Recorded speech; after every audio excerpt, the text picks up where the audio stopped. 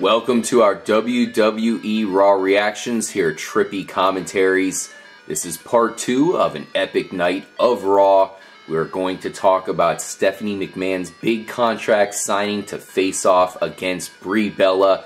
And Stephanie McMahon even pulled out a few of her husband Triple H's tricks. Definitely can't wait to talk to you guys about that. I'm RJ, joined as always by Retro Brett and C-Dub. We definitely want to wish a speedy recovery for AJ Lee. Paige did so on tonight's episode of Raw, so we want to second Paige's sentiments. Hopefully, the very sexy AJ Lee will get healthy quick enough for SummerSlam, and hopefully her husband CM Punk will decide to get off of his ass and get back into the WWE so we can see him take down some of these bastards that we're watching these days. But another thing that happened tonight that I've been wanting to ask C-Dub about, we saw Kane remove his mask. He was talking with the Authority, Stephanie McMahon and Triple H, and with his back to the camera, he took off his mask and walked away. C-Dub, are you taking anything out of this? Can you give us any insight? Yeah, well, I mean, I do know that somewhat soon here, WWE plans on filming a sequel to the See No Evil horror film, which of course starred Kane. So maybe this could be a way that we could see here in the very near future Kane taking a break. This could mean he's done for now. It could mean we're going to see the return of corporate Kane, and he's done he's ready to give up the fight and just be the Authority's lapdog. It's definitely going to be interesting going into SummerSlam. Kane is sort of a loose cannon at this point. It's going to be interesting to see how he affects any of these matchups coming up. Yeah, I'm hoping that, of course, he leaves for a while and then comes back with the big red machine persona. But it appears as if he's leaving, Retro Brett. Well, I don't know how much talking got done between him and the Authority. It seemed to me he just walked up to him, took his mask off, and left. Mm-hmm. But, yes, that could be a very real possibility there, Corey. Both of them. Yeah, he could go back to corporate Kane, or he could take a break. I mean, I heard many, many years ago, probably about 5, that he was about to retire. So I guess I was wrong on that. But, yeah, who knows what the future will bring. I just don't like how he keeps jumping back and forth between personas. I just don't like that. Yeah, I understand. Yeah, we'll see what happens. I'm sure this is not going to be the last we hear of Kane, but it appears he might be taking a break, to say the least.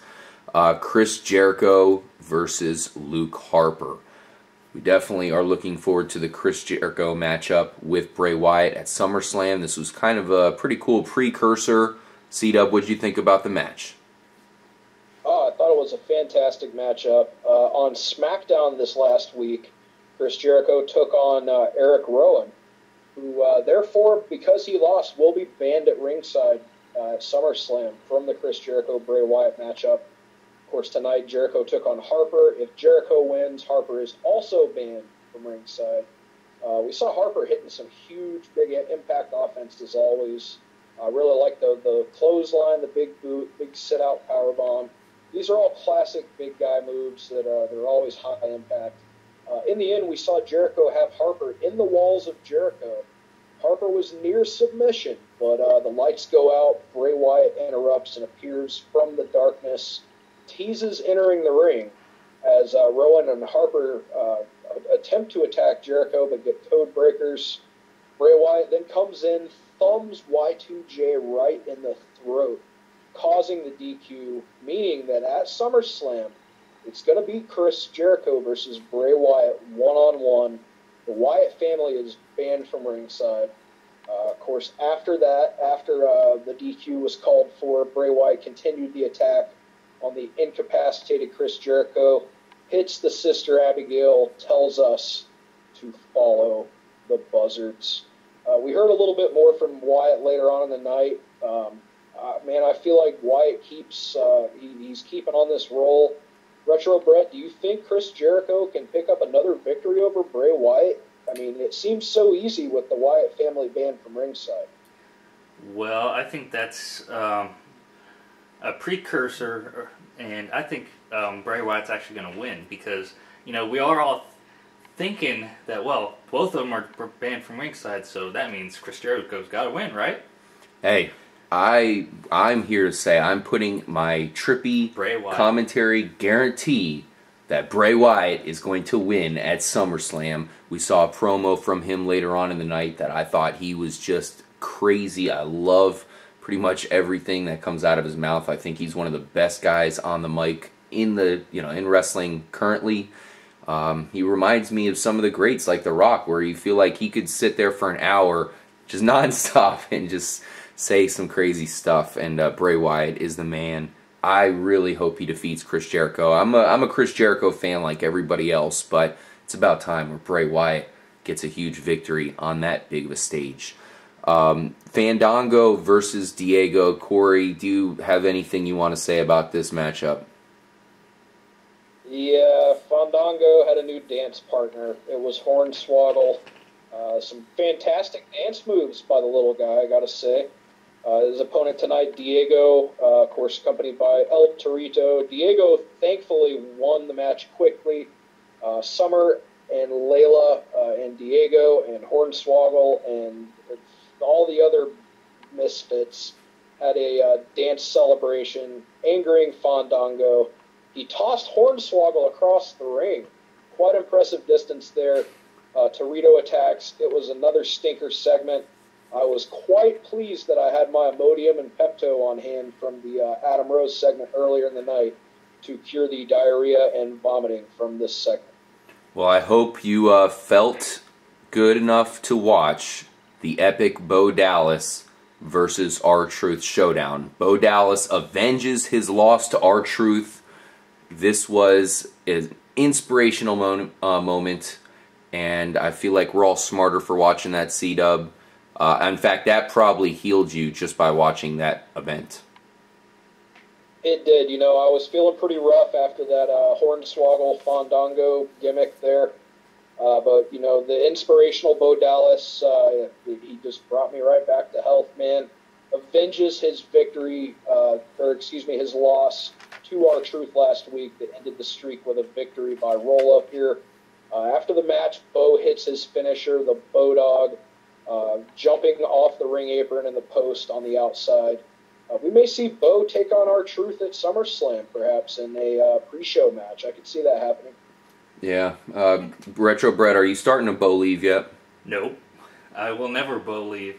But have some advice for Corey. Why don't you make this a weekly ritual? Just pick up a bottle of Pepto and some antacids or something before Raw, so you just have them on hand, so you don't have to go out during Raw and get them. Yeah.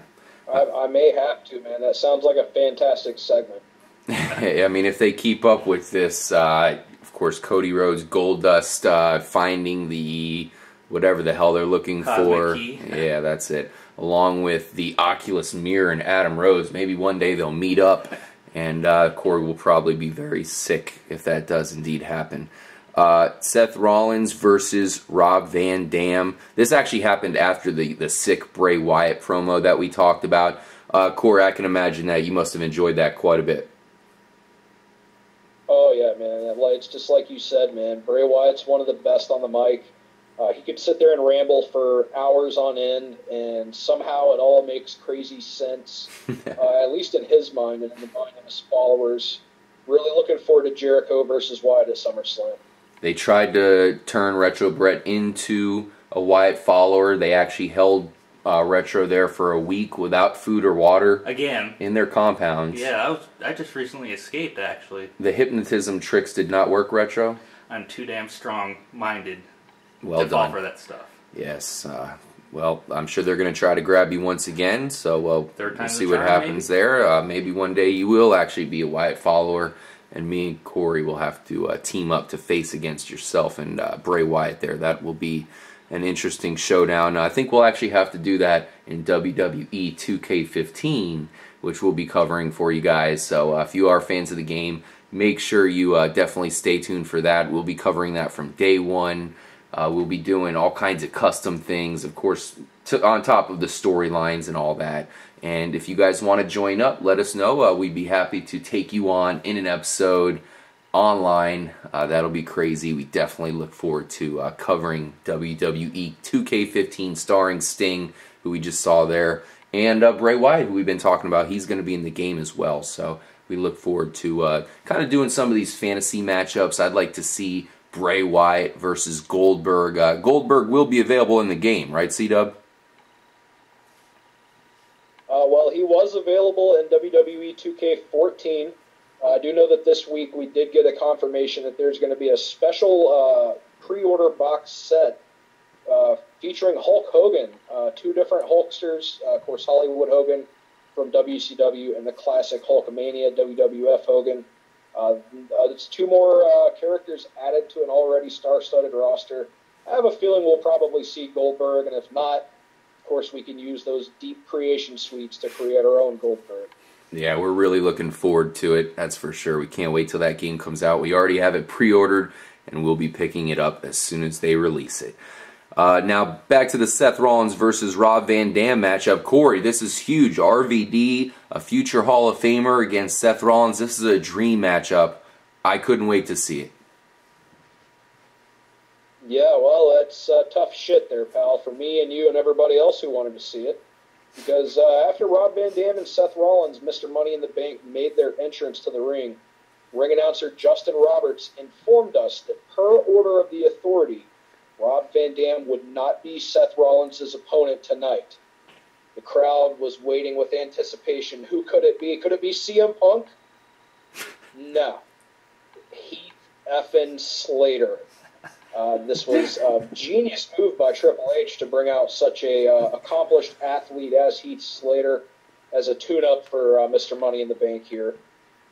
Not really, though. Slater's a complete jobber. He did mount some offense here. He got a couple near falls on Rollins. Dean Ambrose was at ringside, came out in front of the commentary table to distract Seth Rollins by messing with his Money in the Bank briefcase. He, at one point, took a soda from a fan, poured it in there, took some popcorn, put it in there, took JBL's cowboy hat, put it in there. Rollins was continually distracted throughout the match. Finally, it came back to bite him in the ass. Heath Slater rolled up Seth Rollins for the win. Ambrose wins, beat the clock. This is amazing. Heath Slater wins. I have a feeling somewhere Harley Race, Terry Funk, Ric Flair, all the greats in the industry are probably crying. But the good news is, despite the Heath Slater main event Raw victory, what the fuck? Dean Ambrose does get to choose his stipulation in the match against Seth Rollins at SummerSlam. They did announce tonight that Ambrose is going to announce his stipulation that he chooses this week on SmackDown. Retro Brett, what do you think Ambrose is going to choose as his favorite form of punishment at SummerSlam for Rollins?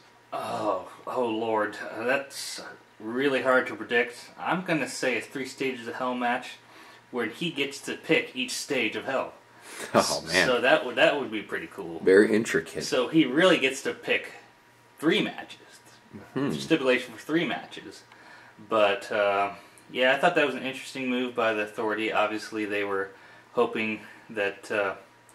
they were anticipating Seth Rollins whooping the shit out of Heath Slater in under 15 minutes, which is not a very tall order.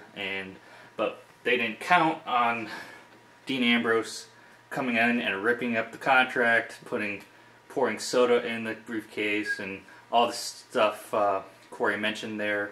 I thought that was a brilliant, great scheme. And for some reason, wrestlers get really distracted by the smallest thing. Yeah, that's for sure. I thought the Dean Ambrose shenanigans were hilarious. I was cracking up. I don't know where the hat came into play, but whatever. Hey, he took JBL's hat. It's definitely something that happens all the time. You got to take his hat. But we definitely saw Dean Ambrose come out on top here in the challenge there, the Beat the Clock challenge, despite taking 15 minutes and 40 seconds to actually defeat Alberto Del Rio. We'll see what he decides there. It's too bad that Heath Slater was the one to come out. Like Corey said, could it have possibly been CM Punk? I thought maybe The Rock would show up fresh off of filming Hercules. But unfortunately, it was just Heath Slater, who does get an unlikely victory. Perhaps this will mean more to come, more victories to come from Heath Slater. I hope. Probably not. He sucks. Stephanie McMahon came out to end tonight's episode of Raw. We all know what was going down here. She was going to finally sign the contract to face off with Brie Bella. Well, when was the last time we saw a contract signing for the Divas, or a Divas match? Come on. That must mean this Divas match is pretty serious. I can't wait to see it. It's actually quite unique to see this anticipated Divas match, and I think Stephanie McMahon's gonna underestimate Brie Bella there a little bit. Man, I can't even predict who's going to win at this point. I don't know who's going to take it. I think it's a coin flip. C-Dub, what happened here? It was a lot of crazy shit that went down. A desk was involved, and Stephanie McMahon showed off one of the most powerful finishers in WWE history. Yeah, this was the big contract signing for the Stephanie McMahon Brie Bella SummerSlam showdown. Stephanie was accompanied by her husband Triple H. Brie Bella accompanied by her sister Nikki. We heard some pretty wooden dialogue here from Brie Bella as well as Stephanie, especially for a main event segment. I mean, like you said, this closed Raw. At the very least, though, Stephanie McMahon comes across as a pretty convincing villain. Sometimes she's kind of comical, but, it definitely works. She's easy to hate. Stephanie McMahon then at one point slapped Nikki, the sister of Brie, with the contract clipboard after it was signed. Triple H then shoved Brie into the chair beside the desk there they were signing on, pushed the desk into the corner, trapping Brie when Triple H sat on top of the desk. Lame. So lame. Come on. I mean, you're going to get trapped by a fucking desk. Stephanie McMahon hits the pedigree on Nikki. That was pretty surprising to see. Triple H gets up to let Brie out of the corner, gets slapped for his troubles. Brie gets attacked by Stephanie. Tonight, guys, Monday Night Raw goes off the air with Stephanie McMahon hitting the pedigree on Brie Bella and chanting, "Yes, yes, yes." This is bizarro world. Why did this segment not open up Raw and have the last man standing match last? I don't know. I was certainly, again, glad that I had Pepto and Imodium handy for this segment. This is some, I mean, to me, this is WWE shooting itself in the foot. Maybe some people out there are excited to see Stephanie Brie, but I'm not. I mean, I've seen it coming a mile away. The only thing that can save this is a Daniel Bryan involvement at SummerSlam, to me, guys. I think the fans are really going to enjoy the matchup. Like I said, I can't really predict who's going to win, but I'm kind of interested to see the match. Well, I've got to add on to what I was saying. I think this is going to be like Daniel Bryan versus Triple H 2.0. Like they're going to each use their husband's moves, except with boobs. Well, with boobs in Stephanie McMahon's case. Oh, yes. Well, hey, I'll take Brie Bella any day of the week, that's for sure. Both of the Bella sisters are extremely sexy, and we'll see what happens. That's not, of course, the main event of SummerSlam, so it's interesting how they used it. For sure, looking forward to it. All 7 minutes of it, probably. Probably should have went with something else. I will point out that I was disappointed with the whole Lesnar-Cena thing. I mean, they had the one video that they showed. Then they showed it again later on that night, and that's really all we heard. I wanted to see at least Paul Heyman show up here. We didn't see anything out of John Cena or Brock Lesnar at all tonight. I mean, SummerSlam is quickly approaching, so I would have liked to see more hype out of that. Not to say that video wasn't badass, because it definitely was pretty cool, and as we touched on in part 1, Brock Lesnar said some really crazy stuff. I just really want to see Brock Lesnar again. It's probably not going to happen before SummerSlam, and I just want to see that hyped as much as possible, because that's supposedly one of the biggest matchups of the year, so we'll see if it pays off, that's for sure. Also want to mention that Roman Reigns did suffer a laceration in his forehead. It took 6 staples to close the wound, so hopefully he gets a speedy recovery as he gets ready to face off with Randy Orton. Not the best ending to tonight's episode of Raw, Corey, but a lot of interesting announcements. Did this episode do anything for you leading up to this year's main event of SummerSlam, one of the biggest WWE events every year? Oh, absolutely. I thought the last time we saw Lesnar and Cena face off on a major match at Extreme Rules 2012, which they showed after Raw on the network, that was an awesome match. It was just a downright fight. Lesnar completely brutalized Cena. I expect nothing less at SummerSlam. They're starting to build up that big fight feel here, guys. And that guy we see on the screen right now, John Cena, he's a marked man. He's going to face at SummerSlam the man who is the one in the 21-1, Brock Lesnar. I have a feeling he's going to be your new WWE champion after SummerSlam, guys. Time will tell. Make sure, as always, subscribe, like, share, tell a friend, stay tuned, and stay trippy. For C-Dub, I'm RJ and Retro Brett. We'll see you guys on the next episode of WWE Raw Reactions here at Trippy Commentaries. Later, guys.